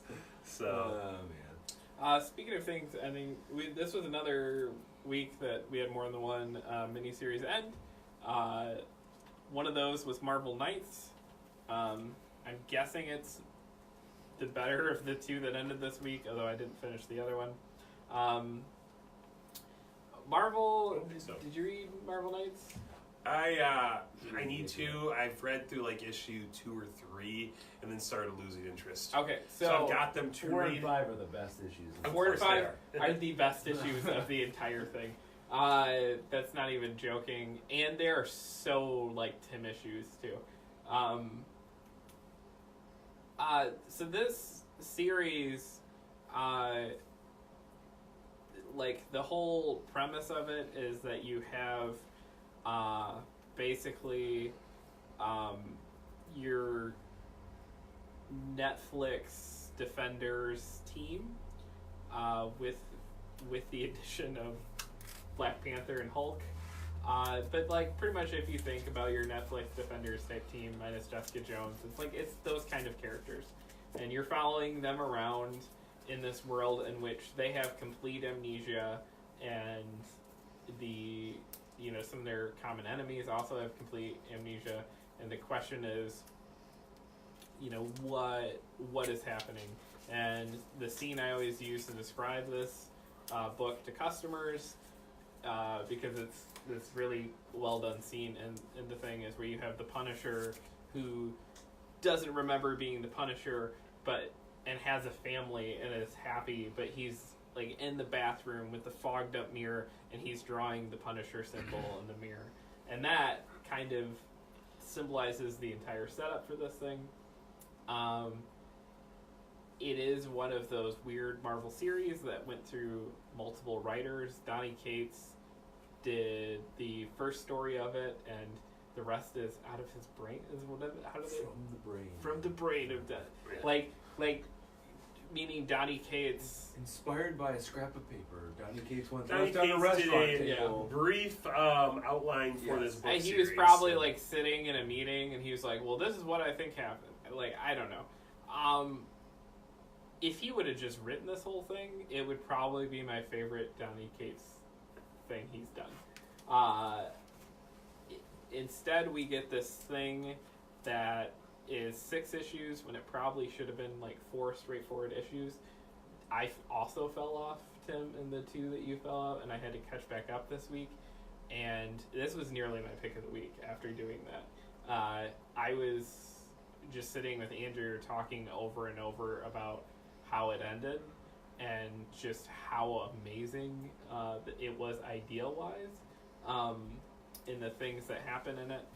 It has almost like, do you remember Matrix 2 when he ends up with the architect and there's just like that conversation? There's a moment like that in this, and it is one of the coolest things in comics, because there's that moment with the architect where they're just like, no, this has happened several times before, and this is what, it is that kind of conversation where they're sitting there being told just like you guys have been here before. We've done this whole song and dance. Like, we're just going to reset everything and start this all back over. And the next steps they take are amazing and phenomenal and something you wouldn't have seen happen. And it makes you go on. Like, the way Matrix 2, when you watch that movie and then afterwards, like, you and your buddies, like, 6 weeks later would be like, yeah, but what about this? What does that mean? And what is the... Like, I feel that pull with this book to just, like, keep talking and talking about the machinations of it. And I love the ideas of this better than about any event book or anything I've read, period. The execution, I completely can hear the argument about it. Like I've struggled through those like middle issues too, and they could have been completely eliminated. You could read 1 and 2, and then read 4 and 5, and probably be or 5 and 6, and probably be completely fine. You'd be a little thrown off that Black Panther's in there all of a sudden, but you'd pick it up and have a much more enjoyable experience. That said, those 6 issues together though make a real cool connecting cover. Yeah, I can't really know about those today. So no, they did. I've replaced them. Nice. It's this series, like, I'm serious. You got to run home because it is like run. It's really cold out, guys. It's really cold out. It appeals on like some very Tim-like levels, though. It's very cool. Yeah. All right. I also really like the Star Trek book, but the next book in my pile is Lone Ranger #4 by one Mark Russell. I Ruin Corporate Deals, Mark Russell. Yes. By the way, Mark Russell's Red Sonja starts next week. I'm very excited about that too. I'm very excited about all of Mark Russell's projects this year. The Wonder Twins preview in the back of the DC books is freaking incredible. And the Jesus book, there's a Jesus book coming by Mark Russell. I'm so excited. Why DC is letting him write a Jesus book, I have no idea. But sure, he did say on Twitter that DC did make them put a fig leaf over. There's a scene of Adam and Eve. They make him put a fig leaf over Adam's junk in the wake of the Batman Damned penis game. They don't want another $1 million book to blow up. They wouldn't want that. No. Anyway, This Lone Ranger book from Dynamite is freaking awesome. And it's another one that has, in Mark Russell fashion, absolutely no business being good. Yeah. Right? This could be just a nostalgic Lone Ranger story. Instead, what he's done is he's using this book to sort of poke at sort of the mythologies of the Old West, right? And sort of how that was created, and also sort of how the economic system in the Old West operated, right? And one of the problems with a lot of the Lone Ranger stuff historically has been how Tonto has been sort of portrayed. But Disney just nailed that. Yeah, they totally. No problems. Yeah, I guess I shouldn't say just historically, but also in recent memory, there's been some issues. But in this book, the Tonto character, I would argue, is one of the best characters, and it's really clever the way that Russell and then the artist, they slip him into scenes in ways that you as a reader don't notice on your first pass, right? And then he pops out and does something that's plot changing, and you're like, oh wait, why didn't I notice him? And you go back and he's there all along, and it's like, oh wait, like that's what we do to American history. Yeah. Like, it's That's so subtle, interesting. but it's really clever. And then in issue 3, they introduced this really sort of creepy villain that's now going after the Lone Ranger and Tonto. And this villain and Tonto come face to face in this issue. And it's one of the coolest interactions, as they're sort of, both of them are sort of characters who have, throughout their lives, like, been sort of cast aside in a lot of different ways and made very different decisions, right? So you sort of see where they're at. But for all of, like, it's thematically complex, it's still a Western. Like, there's still, you know, gunfights and shootouts, and it's still an action book, and it handles that really well. Like, I don't know how to get people to read more Mark Russell other than Keep Jeff. preaching it, yeah. Especially since they're hard sell Lone Ranger Snagglepuss. Like, you would love this book, Tim. We tried. He picked up the wrong So one. for there, I did try to read that book, but I ended up with Zorro instead, which was because I couldn't remember who Mark Russell was because he's not very memorable. But sorry, Mark Russell. He's our personal Twitter friend, Mark Russell. I never remember your name. But I do. This book was coming out, and like they talk about Mark Russell a lot and did other podcasts. So I was like, oh yeah, he's got that Old West book. Zorro. And then, like, Zorro, it was really bad, and I thought, what do they see in this guy? Like, this book is stupid. And so... So, that you're putting your finger on it. Like, this book could have been Zorro, right? It should have been Zorro. Yeah. But it is really good. Which is that's why I love Mark Russell, and I'm interested to see, like, if you put... Like, Wonder Twins. Wonder Twins should not be a good book. And so that's once again... Wonder Twins should be a great book. You're right. So that's, once again, it's going to be one of those things that it's going to be a great book, and it's going to be the... I'm interested if you get, like, a Mark Russell run on Spider-Man, if you get a Mark Russell run on X-Men, like, or like we talked about, put him on Fantastic Four. Oh my gosh, he would make Fantastic Four. So put him on Captain America. That is actually my dream. Is him writing Captain America. Mark Russell Daredevil run. How is that not your dream? That would be amazing. Yeah. Well, because I think I like him on the idea of on Captain America or Mark War or Fantastic Four is because he plays with mythology. Right. He gets right at the heart of these really common, powerful... Which is why he gets to write about Jesus. Yeah, myths and stories in our culture, and he gets right at the heart of what they're about, and he nails it every time. Yeah. Like, if I was penniless and I could write half as good as him, I would die a happy man. I mean... No, it's fantastic stuff. And then, next week he starts writing Red Sonja. He does. Who, again, as a character I care nothing about, and I'm so excited about that book. I am too. Although it ends, hopefully they put Amy Chu on something, because she's really good. He's got his work cut out for him to be better than Amy Chu, because that's been a solid book. So. But this book is great. I think there's like 1 or 2 more issues. It's a mini series. Yeah. I think it'll read really well together as well. It's a great book. All right, Star Trek. I'm going to talk about both Star Treks back to back because that's kind of how I listed them as I went through and picked my favorites this week.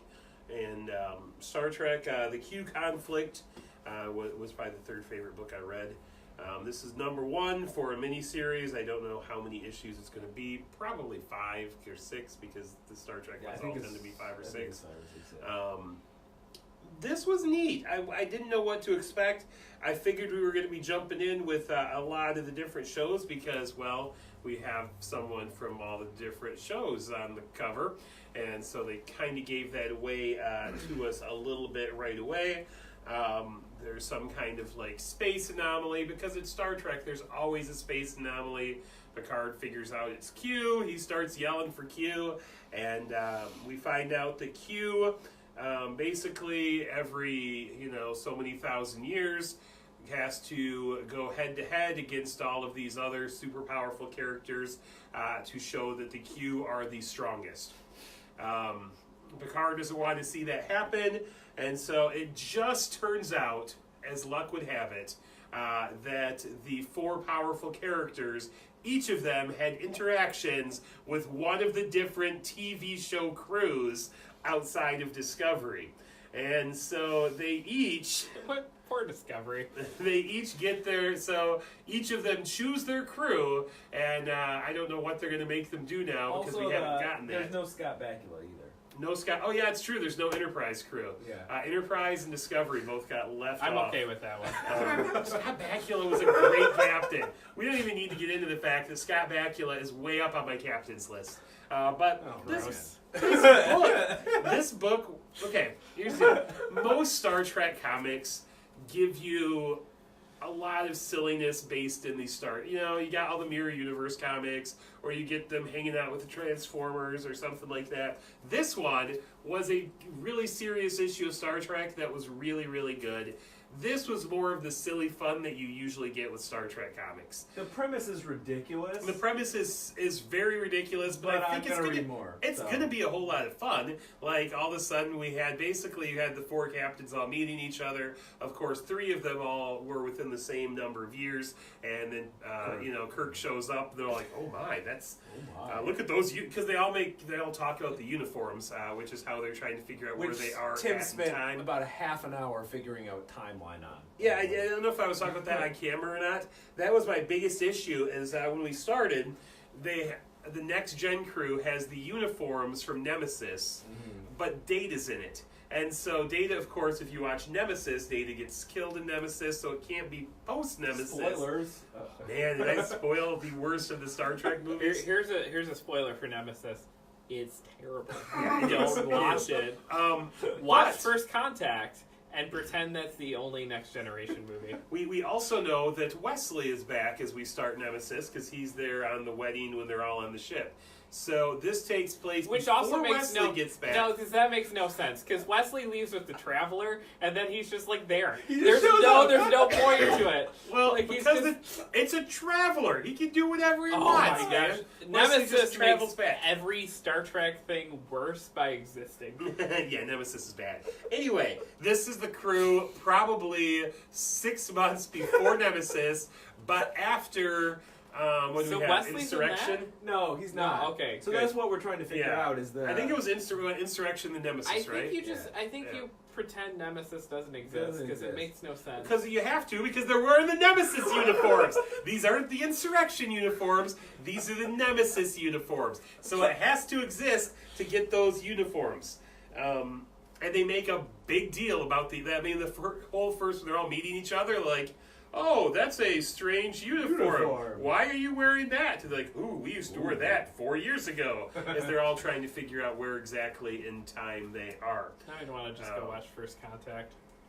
First Contact was the best of the Next Gen movies. We watched Rathacon the other night. Oh, Rathacon's so good. Always a great movie.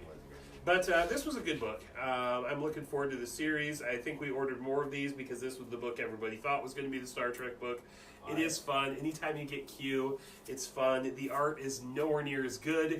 As I said, I spent like 5 minutes trying to figure out who Riker was. Because I was like, is this like really? My first thought was it was really far after Nemesis, and they have like the Data robot who wasn't Data, but it's not Lore. It's like another one. Do you remember the name of the one, the Nemesis? Anyway, they have like his head, and so you get the impression they're going to rebuild a Data robot at the end of Nemesis, but it's definitely Data in this. What was the name of Data's daughter? Oh God, I don't remember. What was her? She had a dumb name like that too. She, yeah, I can't remember it. Oh man. Hang on. Anyway, Star Trek #1 Q conflict. It's worth a read. I'm going to look up the name of Data. By the way, the Bulls are up by 10. Oh. Bulls are up by 10. Hey, I'm going to talk about this real cool Doctor Strange book. I really enjoyed that. Doctor Strange number 400/10 / gosh, That makes sense. Marvel, you're the worst. Here's the thing, like, the actual 400 number doesn't even super make sense as a legacy thing. If you go back and look at the first volume of Doctor Strange books, it's one of those, it took over Strange Tales, and then the first volume of Doctor Strange started at the numbering of Strange Tales, and that, I think they're building that into the numbering of this. I was looking and trying to make sense of it today. It's silly and dumb. It makes... First, you're all about the legacy numbering. Now you're not about the legacy numbering. No, I'm all about the legacy numbering there's a bunch of Strange Tales books that have nothing to do with Doctor Strange. So, like, arguing that all of those are Doctor Strange books is a real tough sell. Like, you can say Action Comics 1000 is the 1000th issue of Action, and it doesn't matter if they're... But saying this is Doctor Strange 400 is kind of... We need to have a nice round number. Yeah, sure. And then the fact that they're selling it as 10 more than they are 400, but trying to push it as a big deal, because I don't know. It was a good book, though. It was a great book. The whole thing worked as this metaphor for, like, credit card debt. And that we find out... There's always a price. There's always a price. So, like, we find out that the actual, like, one of the most powerful beings in this Doctor Strange weird magical universe that can really, really mess up his day is actually the, like, head accountant for, like, the magical IRS who is, like, responsible for, like, keeping all of these. So, like, it turns out every time that Doctor Strange is going, like, by the powers of Xerxes, or whatever he's saying now, every time he's doing that, he's like... Does Doctor Strange ever use the power of Xerxes? No. Because that would be, like, a whatever. weird crossover. By the something of Agamemnon. Yeah, like, but it's like he's basically swiping his credit card. Every single time, he's basically running a tab with that particular person he's referencing. Huh. Every time he does it. And there is an accounting firm that's going like, oh, that's 17 badge points over here, and he's going to have to levy that at some point. And he is just continually run a credit card with thinking just that it was fine. Like, he was never going to have to run. And or like the rules don't apply to him. Right. Like he literally says, like, the rules don't apply to me. So you get this account. This whole story starts with this person you don't know is the accountant at first, and you see him. He goes and, like, the old Sorcerer Supreme, who's just, like, chilling out in, like, Sorcerer Heaven and just like, oh yeah, I've done my time and everything. He shows up in, like, the heaven, in, like, the astral plane.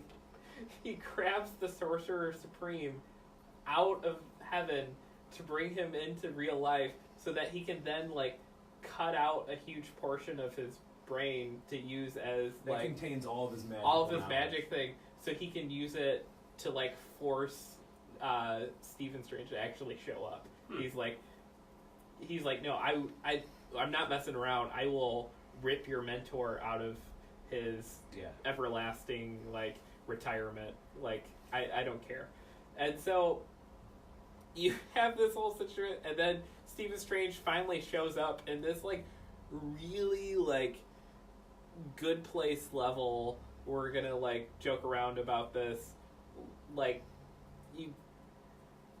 half expect the music for like The Office from Scranton to start playing as they enter this accounting firm, but with like magical beans at each thing, and you have this accounting firm basically sitting there saying like, no, you remember like that whole run that like Donnie Cates was writing where like you didn't have magic powers?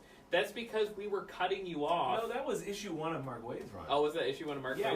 Yeah, which I really love that because it's like tied back in something that were like, what the fuck, and then they brought it. It was great. Yeah. So like that. Remember that stuff that was driving you crazy with him going to space? Yeah, I didn't read it. I didn't read any of it. So he had no powers. Yeah, I remember the and then he went to space to like find new ways to get powers, and they're sitting there going like, we made it so you had no power, so you couldn't run this bill up anymore, and you went to space? You went? Yeah. Like you couldn't take the hint? Like you had to go... this book is fantastic. The stuff that's going on here is great. The way it ends is really great. The supplemental like anniversary, we got to pad this out and charge like $6 for this book. Stuff in it. Real, It's really mediocre. It could have just been as the 10th. Is the first story being like the 10th story in Mark Waid's run. It is great. People should be reading this book. It's really good. Cool. Yeah, this book is solid every time it comes out. I really liked it. All right, I'll talk about Heroes in Crisis, number 5 of 9. I really loved issue 4 of Heroes in Crisis, which was the first issue I really loved of Heroes in Crisis. And I was really looking forward to this one. It wasn't my favorite thing that I read this week, but I did really enjoy it, and I'm on board with Heroes in Crisis now. I was not on board with Heroes in Crisis prior to issue 4. I'm pretty confident I must have missed issue 4 because I was really lost throughout all of this. And I'm just like, what? Wait, what's going on? Why is Batman? Wait, what? Yeah. And so if I was just read lost issue 4, you would have been most really of lost it. in this. I mean, there were moments I liked. Like, I liked the little Booster Gold diary session. I thought the Harley diary session was interesting. So the Harley session, I loved. Yeah.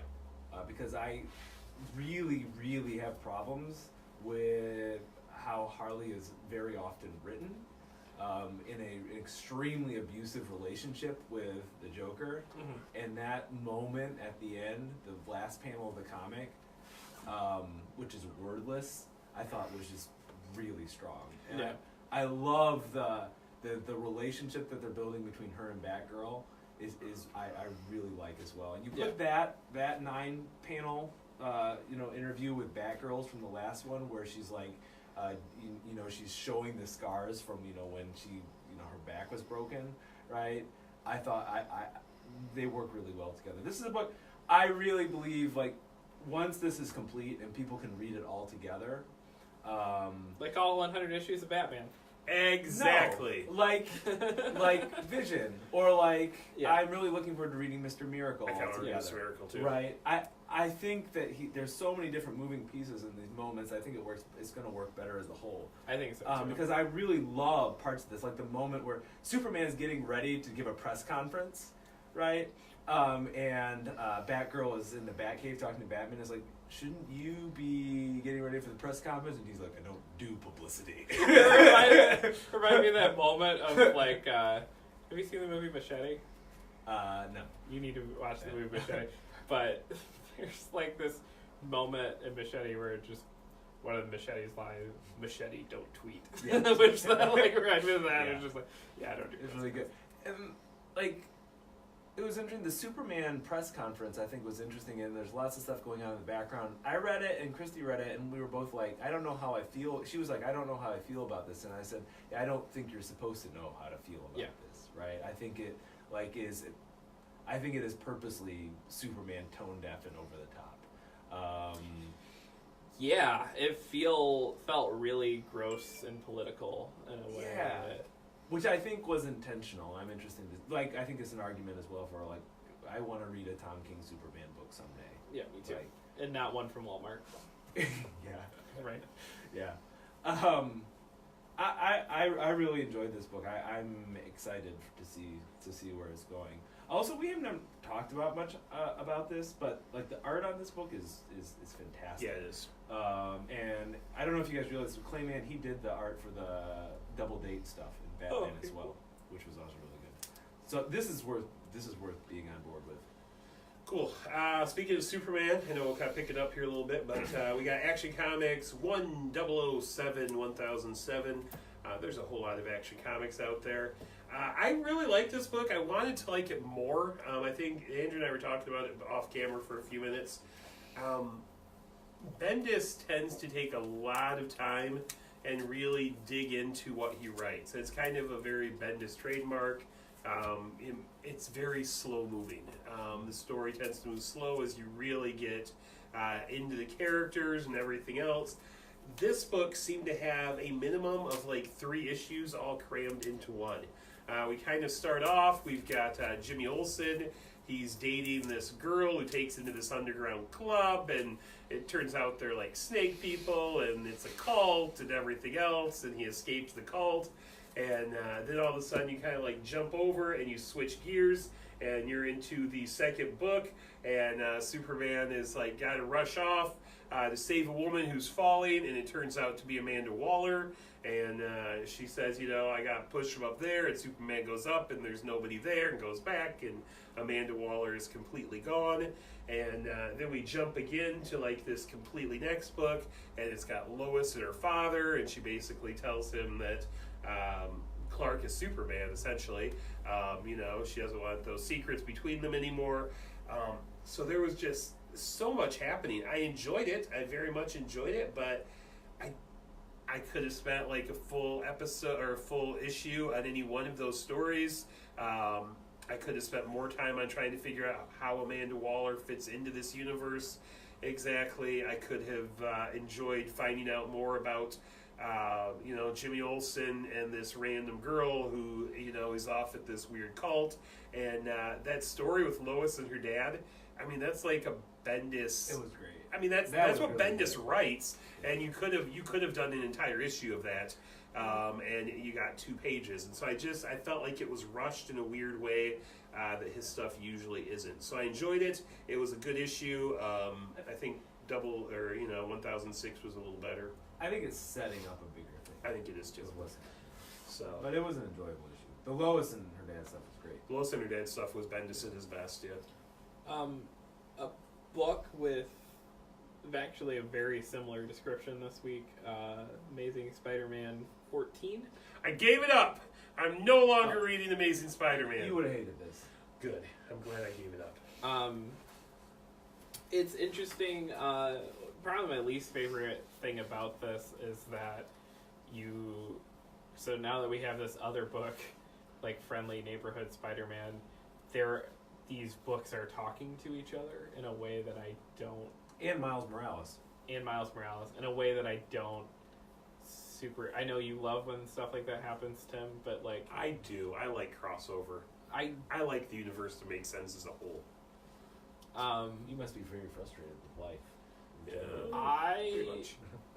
I like runs of comics that... So like, you know the CW shows that are all on Netflix? It drives me crazy that to experience them as intended now, you have to go like have like a flow chart of like, all right, so once we hit season 3 of the Arrow, then I need to watch an episode of Arrow, then an episode of Flash, then an episode of Supergirl. All like that. I figure out exactly the order, and I go through and I wait for them all to launch onto Netflix. I watch them in that order and run them in that order because I think that's the best. You got like 5 shows that they're all like intertwining with. Oh, it's so good. That's what I like about comics, though, too. So I like why Jeff and I disagree so much. I like a run of comics to like be able to stand on its own a little more. I'm in a privileged position in that I can read more, and so I can come into this knowledge. Whereas a kid who can only afford to pull Amazing Spider-Man is kind of being like sucked into like buy more stuff, and I don't like that in this. It reminded me so much of what you're talking about with Action, which I didn't read, is that there's about 3 different stories here that if they would have taken up the bulk of the book, I would have been fine with, because they were really well handled, because you have like a conversation between, you have like Aunt May who's having this whole story, and then you have like a very like Peter-centric story both of which I thought those two were handled super well. And then at the last, like, it's almost like they're like, oh crap, it's a comic book, and the last like 6 pages were more of your traditional comic book fare, and that didn't really have room to breathe. And I would have loved if they would have given the entire book to any one of those. Yeah, the Aunt May one I really liked. That was really great. Also, the art sucks. Yes. Yeah. Especially after having Ryan Otley on Weston.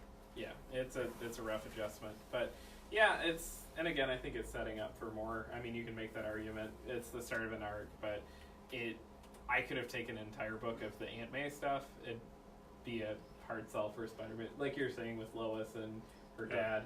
You'd rather the book be the whole that than you get people going like, this Superman book doesn't even have Superman in it. Yeah. I'm okay with that. We'll talk about that when we get to Wonder Woman. I wasn't as okay with that, but it's a whole other thing. You didn't read Detective? I did read Detective. I didn't grab it. I read Detective, and let me tell you, I must have missed the last issue because I had no idea what was going on. I was completely lost. Okay. I would like to posit that we go into every issue of Batman having no idea what's going on, and you talk about how that makes it amazing. Oh, it is. And you're so frustrated by missing issues. Like, I have no idea what's going on. It's not complicated. He's locked in a room with what's his name, and they're it's Mr. Miracle, right? That's the guy who taught Mr. Miracle. Okay. It's the original Mr. Miracle. The original Mr. Miracle. Master Miracle. I don't know if that's his name. Yeah. I am not well versed. Here's my thought on this. As the water is filling up and there's sharks everywhere, why didn't he pull out the bat shark repellent? Yeah. If he pulled out the bat shark repellent, this would have been my pick of the week. I'm going to tell you what, bat shark repellent in Detective Comics, I would have been like, all right, everything else goes away. Instead, this was like my second to last favorite book I talked about. And honestly, I finished and I said, how does anybody like this book when compared with Batman? This book is like, ugh. And some of the issues of Detective are like okay, but overall Detective is kind of like the redheaded stepchild next to Batman, and like if you don't have anything better to do, go hang out with the stepchild. That's a horrible thing to say about stepchildren. Oh my goodness. Is I've got step parents. That's when your parent married someone else, right? Is that step parent? Oh my goodness. Yeah, that's a step parent. Anyway, so we're real in the weeds here. I'm sorry. I've been meaning to talk about this book because I didn't like it, and I'm just gonna be done with that. You need to read the last issue of Detective was phenomenal. The issue before that was phenomenal. Okay. This one was okay. This one was just. I wanted that shark repellent. This one was just okay. I have not been reading the Detective. I read the Outsiders arc by Brian Hill. Who, that was great. And then I started on the Peter Tomasi because everybody said I should read it. This is the weakest issue of the run so far. Yes. But I love the idea that they're playing with going into 1,000. Like, we're going to basically mess with all of the things that have made Batman over 1,000 issues. Like, yeah. That's awesome. It's really cool. I mean, it's the same concept of, like, we're going to break Batman psychologically. But with sharks. I do like the sharks. When he had shark repellent, I was just like, oh man. Never leave home without your bat shark repellent. The moment where he like shoots off his ear, and the bat ear into one of the sharks in this, I was just like, all right. Like that was a little too comic booky for me. But no, it's doing the similar thing that like supposedly Bane's doing of like breaking him psychologically, but arguably going and getting people with plastic surgery to look exactly like his parents, dressed like how his parents died, and then killing them and leaving him to find him might mess him up a little more psychologically than, getting him left at the altar, but we'll see. Yeah, Batman, where's your shark repellent? Almost 1 year. Where is the shark repellent? Almost 60 episodes we've talked about, I think, Batman every episode. I just love the image of Bane sitting and being like, I just switched Batman's relationship to complicated on Facebook. Ha ha ha! is very complicated. Alright. Hey, book that's been complicated. It has been complicated all of Man That's Without another Fear, miniseries they wrapped up this number week. 5. This was the end of this one. This one, I think we talked about it a couple weeks back when I was talking about how great 4 was. 3 and 4 were great. 1 and 2 were okay, and 5 was back to maybe a little bit better than okay, but it was not necessarily the end of this I was hoping for. I don't know what I was hoping for. It ended kind of like it needed to end.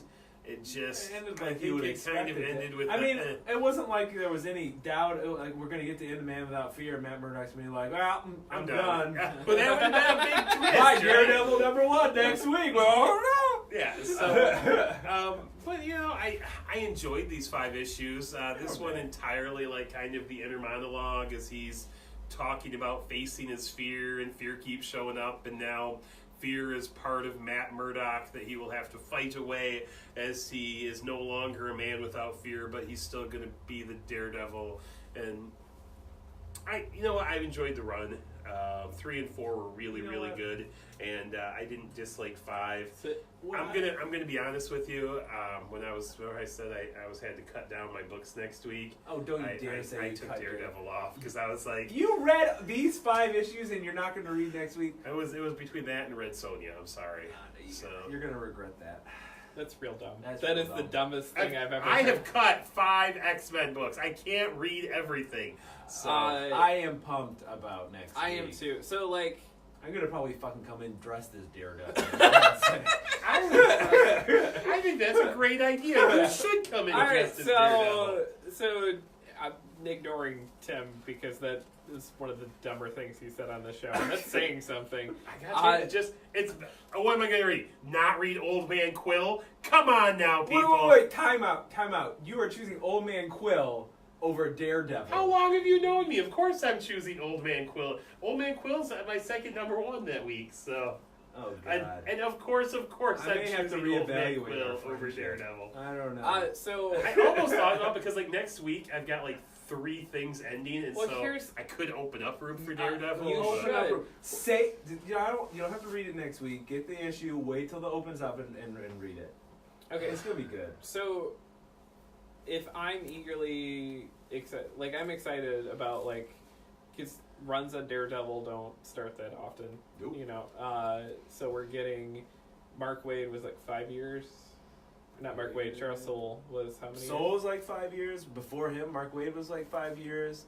You had Ed Brubaker and Andy Diggle who had shorter runs. Before that, Bendis was like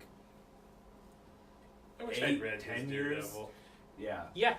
You wish you'd read as Daredevil. Probably that week you'd be like, oh, I need to read something else. I need to read Old Man Picard. I number got- 8. I gotta tell you what. Oh, if it was an Old Man Excalibur Picard number book, 1. I would so be I on would an read Old that. Man Picard book. But Excalibur number 1 is coming for the out. record, when have I not read any Bendis book? If he was writing Daredevil again, I would be first to line. Right, but the future Bendis could be Zdarsky. You don't know. It's not. So if I'm really excited about Future reading, Bendis is Bendis. if I'm really excited about reading this Daredevil number 1 next week, Yeah. and I fell off of Man Without Fear, do I need to read Man Without Fear? No. Okay. Man Without Fear basically said Daredevil almost died, and now he's going to be Daredevil again. Okay. That's what I thought it said, and so I felt pretty okay skipping it. The people who really needed to buy this book Are are you? the people like me who need to have every issue. Is it? That's it. Is it as cool as? So I've been reading a lot about Daredevil lately. I read about that real cool run where, like, at least cool in my head. I don't know if the execution is cool. Where Black Panther takes over as Deadpool for a while. Daredevil. I don't know. I haven't read that. Or the Black Panther takes over. Yeah, as I know Daredevil. that, but I haven't read that Yeah. run. So that probably not as cool as that. Okay. Because that sounds real cool. And Yeah, it does sound real cool. We have some of that, by the way. I'll have to pull Someone brought it up to me. I don't know where they found it, but they were like, Yeah. "Is this the first one of this?" I was like, "We have some of that? How did Andrew let that just slide?" There's so much stuff. I'm going to talk about this last thing. The Flash Annual this week, Flash Annual number 2, coming out the same week as a regular ass Flash comic. Which is not at all confusing. Was that the one that was the tie-in, or was the regular Flash yes, comic that tie-in? This is the one that's the Would I tie-in. have understood that better had I read the tie-in? Understood what? Heroes? Understood Heroes, because I was No. lost in Heroes. My guess is the way to not be lost in Heroes in Crisis number 5 is to have read Heroes in Crisis number 4. Probably. I don't know that I didn't read it, but as I was completely lost, I'm thinking I must not have read Here's the it. thing, it's a Tom King book, so I'm going to postulate that there's a chance you did read it and are still just as lost. I follow I Tom do King find it humorous. better than anyone here. I found it humorous that you were lost in that book, but last week's 2 weeks ago, Batman, you were Batman like, made complete made sense. complete sense. Batman makes. I don't know how you guys are struggling with Batman because it makes I complete like- sense. But you're my Batman guy. You didn't even like Well, the last issue though, It was or you okay. did love it. It was okay. So this It's is cold in here. this is a Heroes in Yes. It's very cold in here. That. This is a Heroes in Crisis tie-in. It, however, is not so great because it has the scrappy do of comics in it, which is Kid Flash. I also hate annuals. Well, yeah. Annuals can be No, wait, good. wait. I hate most annuals. Every once in a while, one surprises me. I'm like, that was really good, but it doesn't happen very often. Go ahead. So it starts with Kid Flash, and I was like, I hate Kid Flash as well. Annuals and Kid Flash. here's the thing, Kid Flash is my early entrant for the 2019 Please Stop Doing This publishers. It's just Kid Flash. I think that is the publishing trend that needs to set. He is the scrappy do of comics. Jeff owns a belt now, so there could be room for the spot for Kid Yeah. Flash. So It's real bad. Without I'm going to go ahead and say that you do not need to read this to get the full Heroes in Crisis experience. You do get some information that is useful, and that stuff in this is actually good. Like those moments when they're dealing with the aftermath of what's been happening. You do, however, get the biggest problem I have whenever I read Flash, which is like the 27,000 speedsters and how they interact and everything. I don't care. I can't bring myself to care.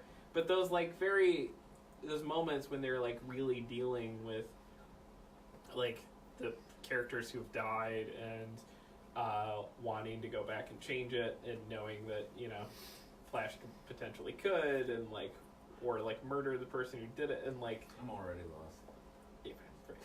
But I don't think I've read a Flash comic ever. So You're gonna have to start because it's crossing over with your favorite book.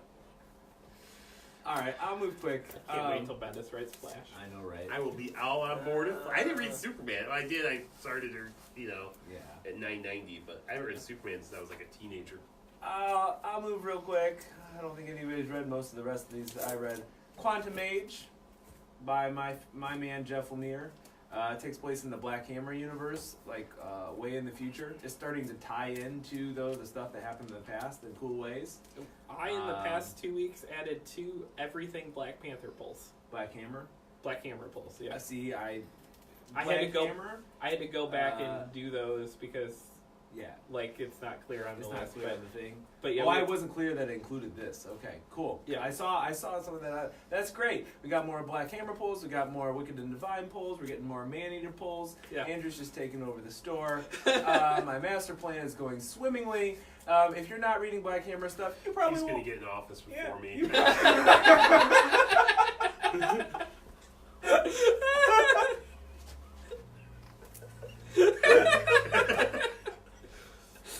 Go ahead. If Go you're ahead. not reading Black Hammer, you probably won't be interested in this book. If you are reading Black Hammer, then You probably already read it. You probably already read it. Yes. All right, the book we got to talk about today is Wonder Woman 63. Because a couple weeks back at Wonder Woman 62, it was my pick of the week. It was the best It was one good. with the new writer. It is probably the second best issue of Wonder Woman I've read since I jumped on, somewhere like at 35. It was really, really good. This week was not necessarily that good. So we ran the last story arc we kind of ran into this group of like mythical beasts who kidnapped Steve Trevor. You had like a Pegasus and a Minotaur and like what do you call them? The half goat people there. Satyr. Yeah, satyr. I don't know. Anyway, you had them hanging out together, kidnapping Steve Trevor, and now they're all in the city trying to fit in. Washington, D.C. Yeah. Washington, they're just trying to fit in. They're like going to restaurants, they're visiting law offices, and people seem somewhat okay with it, minus the fact they complain about pets being in the restaurant. Like, that's their biggest complaint. Talking, bulls sitting at a table, and they're like, oh, I can't even bring in my dog. Winged horse, and they're like, oh, I can't even bring in my dog. Yeah. Wonder Woman shows up for like 2 panels when she's like, hey, guess what, Mr. Minotaur? There's another Minotaur in town, and he's a chef. You guys should hang out. And the other one's like, I make a great pasta primavera. Let's go eat Italian food. And then the very last panel makes you think, okay, we're leading into the next Wonder Woman story. But why waste our time with this? Like, here's the deal. I kind of like read it, and it, like from the first panel, I was intrigued to find out what they were doing with all of these things. Until you step back and think about it as a whole, and you have the Pegasus, the Minotaur, and the Satyr running around Washington, D.C., and everyone being like, oh, pets on the loose. Like, how many winged horses have you seen today? Just crazy, because that's probably the best Wonder Woman cover we've had yet. It is the single best Wonder Woman cover probably we've had, yeah. Yeah. I mean, minus the one where she has the crazy horse face, don't get me wrong. It is a great cover, and the book, as I said, it wasn't a bad read. It was just 100% completely unnecessary.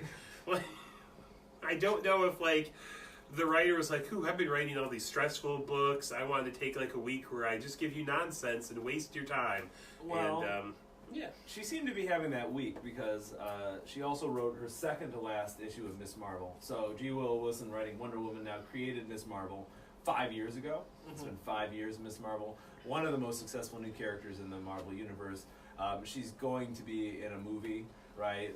If you are a speculator, hunt down a first appearance of Miss Marvel, because that Kamala Khan is Miss Marvel, because that's going to be a book.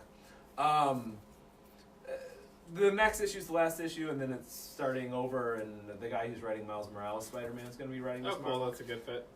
It's a good fit. It's time. She's done good things with this book, but this book was basically that book. This was basically Miss Marvel babysitting her brother's new baby for she just took like the whole week off. That's basically it. It's like she's babysitting the baby, and something goes wrong, and then she has to solve a problem. The water mains break, and so she's got to take care of the baby, and they all sort of, again, it was not bad. Like, the story was not, it was well written. There was nothing offensive about it. But at the end of the day, it was real like, okay, that was a book. That was a book. Right. Speaking of a book that was not just a book, it was also like a 40-page advertisement. Age of X-Men, or Age of X-Man Alpha. Now, I wasn't going to read this, and I was sitting here at the store yesterday, and I thought, okay, I've got to read it. I'm not going to buy the book, I'm just going to read the book, and so I can tell people about it. And I got started, and I was like, this is really good. I really like the art. I really like the writing. It was one of the better X-Men books I've read recently. I'm sorry, it's true. I said, but it was, because then it took a bad twist of things. All right, so here's what happened. Essentially, what we had here was we had like 5 different X-Men books, and they all converged into Uncanny X-Men in what I considered a beautiful thing. Uncanny X-Men has been pretty solid, but it came out weekly, and I've got my issues with weekly books. I've talked about them. Mainly money. And there's just too much. And then, so now what we're doing is we're saying, all right, let's split back off again. But instead of doing like 4 or 5 books, let's do 9. Let's do 9 separate books, all coming out of Uncanny X-Men number 10. And we're still doing Uncanny X-Men as well. That's not going away, but we've got these other 9 books that are going to happen. Every week, sometimes 2 of these books are coming out. Most of them have 5-issue runs. This was the first one. And so I'm reading it. I'm like, you know what? Maybe I was wrong. Maybe they're going to do some really good work here. I'm really enjoying this. And then you get to something that says it's about, would you like to know more about this? See this issue. And I was like, wait a minute. This issue doesn't come out for 2 weeks. And then I read 3 more pages, and it was like, ooh, do you want to know more about what they're talking about? Look for it in The Extremist, issue 1. This book was like a giant advertisement for five of the other books that are coming out. And it was $4.99. And it was $4.99. They charged you to advertise to you about the other X-Men books coming out. Yeah. X-Men, here's the deal. I'm with you. I'm an X-Men fan. I'm not going anywhere with Uncanny. I may read a couple more of these because people are going to come into the store and ask me about them because everybody asks me about X-Men. Why did you do this to me, X-Men? Why? I really like this book. I don't even like the character X-Man, and I was like, this is a really good book. It's really well written. I really like this utopian society that X-Man has created. It's really interesting, and here's another advertisement. And when Uncanny came out weekly, I said nothing. When it was $8 with 19 covers, I said nothing. I don't like 8 of those covers.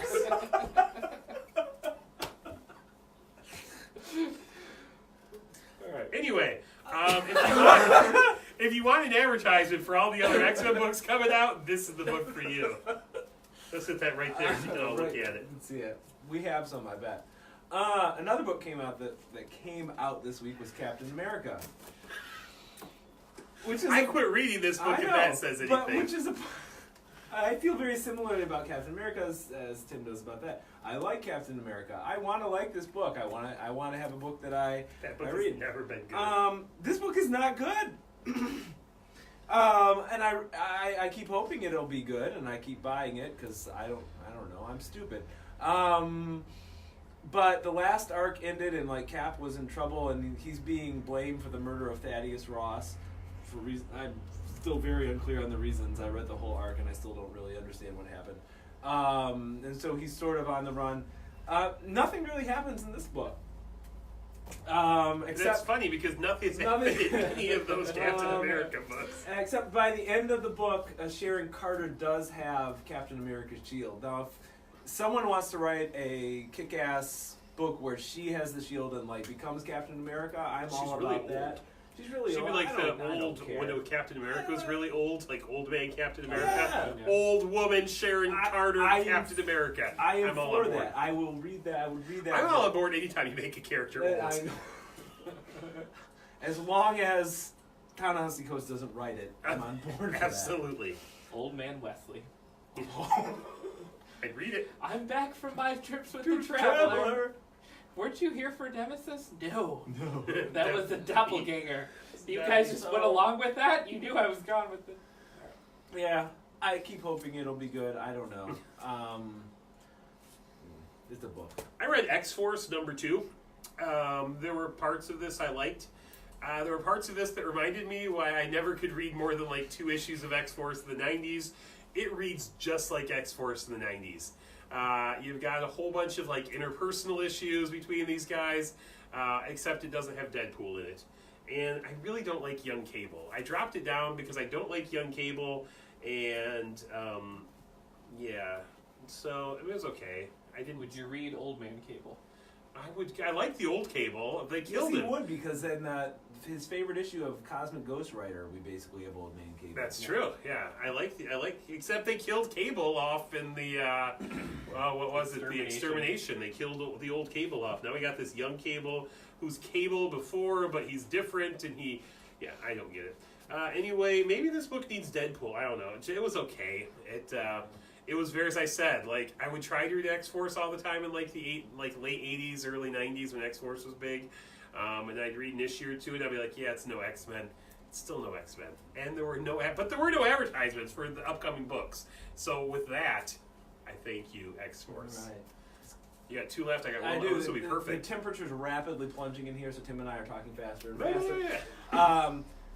This book showed up this week. Peter Cannon, Thunderbolt, #1 by one Kieran Gillen, who writes... You apparently did not like it as much as you 2 thought of you my would. favorite books. Well, he writes The Wicked and the Divine, which I love, and he writes Die, which we all love and is coming out next week. And writes Star Wars.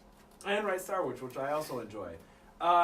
This book is not terrible. It basically, here's what this book is. This is Kieran Gillen's discarded rough draft for The Wicked and Divine. Oh. That he never revised, and Dynamite was like, hey, we'd like to put your name on the book because no one gives a shit about any of our books unless they have dirty covers. And he was like, give me a lot of money. And they're like, we'll give you a little bit of money. I'm guessing that means nobody else is reading all those Battlestar Galactica books. Probably not. So. And so he's like, well, for a little bit of money, here's what this buys you. It buys you this thing from the back of my filing cabinet that I later turned into a better thing. And Dynamite was like, okay. We don't have anything else going on. We don't have anything else going on. We're doing classic Battlestar Galactica issues, That's and right. one guy is buying them, so it's some moron. The book in isn't Adrian, bad. Michigan. It's just, I've read this story so many times before. So Yeah. All right, last book here, Weapon H, number 12. This book has been good. This issue was not necessarily good. In many ways, they've been in the weird world for far too. Anytime you spend more than 2 issues in the weird world, the book is going downhill fast, and they've been in like the weird world for the past 5 issues. I also think this was like the final Weapon H book. They seemed to wrap it up, and at the end they were like, and see what happens next in Wolverine, or Hulkverine. Yes. Hulkverines. Basically, it was setting up the Hulkverines book, which makes me wonder, was the entire 12-issue run of this book setting up the Hulkverines book? Weapon H, by the way, the first 7 or 8 issues were really strong. And as I said, once they went to Weird World, it just kind of went downhill fast. This is more Weird World stuff, like the arch nemesis, who was this rich guy, turns into this giant like minotaur, and then Weapon H is fighting the giant minotaur, but then they have to fight together against the witch and then escape, and then he turns back into a person, and he makes a deal not to go after anybody in his family, and he's like, but I never said I wouldn't go after him! And you look at his computer screen, and it's got the Hulk and Wolverine on it. And so I'm going to read Hulkverines, by the way, or Hulkverines. I'm really looking forward to that book. On the fence about Daredevil number 1. All in on Hulkverines. Come on, you've got Hulk, you've got Wolverine, and you've got the combination of the two. What could be better than that? So anyway, Weapon H number 12, it's a thing. I think Weapon H is done. If you were reading Weapon H, and maybe it'll come back in a while with like a new writer. My guess is it's we're probably not all done with the guy, but we're probably done with for a short time, and we'll relaunch it with a new writer in issue 13 3 months from now. Probably. Last thing I want to talk about is not a bad thing, but it's a last week book, but it hasn't been talked about since Jeff picked it as pick of the week. If you are not reading American Carnage, start. Like, this book is freaking amazing. Same writer as Killmonger. Same writer as Killmonger. Like, if you were listening to Andrew go on and on about Killmonger thinking, why do I want to read that book? That sounds stupid. And then you started reading it and were like, this is awesome. Same deal. This book is fantastic. And it's only number 3, right? So you can pick up 1 and 2. It is like it's like a FBI undercover story, right? That's doing a lot of really clever. If you want a political book that's done right, this book does it, right? Mm-hmm. But it does action well. Brian Hill is everything he's writing now is incredible. Oh, it's great. Yeah. This book is great. Like, more people should read this book because it's just really, really good. So I just wanted to bring that book up as well. All right. Well, we need to wrap things up because I can no longer feel my fingers. So let us mention to you as we run through this that you should check out our YouTube channel. Subscribe to our YouTube channel because there are a lot of great things on there, including my first unboxing video for this week. Unboxing. We played the Rocky music in the background, and I unboxed it after that. And so, my first unboxing video on YouTube. But subscribe to our YouTube channel. You can also, let me try to think here. You can also like us on Facebook if you don't yet. There's like 10,000 people who like us on Facebook, so I'm guessing you already do. But if you don't, you should definitely like us on Facebook. You could give this podcast a 5-star review on iTunes because we need more 5-star reviews on iTunes. It will help people see the podcast and know it exists and all that good stuff and spread the word. You can email us at like Rad Raptor or something. Podcast at radraptor.com. Podcast at radraptor.com. And do we ever read those emails? We haven't yet. But one of these weeks, real soon, we're going to go through and read your emails, which I guess is emails about the way Jeff laughs and love and hate towards Batman and X-Men, which makes me think I'm a very controversial issue. And also, visit the website, radraptor.com. Yep. We're getting more and more content on there. We preview the books that are coming out. We do a bestseller list that for some reason people like unboxing videos and bestseller list, I guess. So that's actually been really cool. Yeah. Like, thanks for doing that work of like just having a post of like the stuff that sells the most, because we all have like vague feelings for that, but getting the actual stats each week. I really want to know what's going to sell the most this week. It's really a weird It'll week. be Amazing Spider-Man probably. Probably. It's going to be Life is Strange because That'll be up there. Yeah. Life is Strange is weirdly becoming, we're like the only comic place selling that in America for some reason. So. By the way, the best book, none of us talked about this week, but it should have been all of our pick of the week. Firefly #1, third printing. We've True got story. that on the shelf, and that Firefly #1 blows any book I read today out of the water. We have significantly. third printings of #1, second printings of #2. And first printings #3 from a week ago. We so. You can catch right up. I did sell a whole set of that today. Felt pretty good. All right, so that's the show. Thanks for listening. Have a good week, everyone. See ya! Bye. We can go stop the show. Bye, Facebook. We're cold. Very, very cold.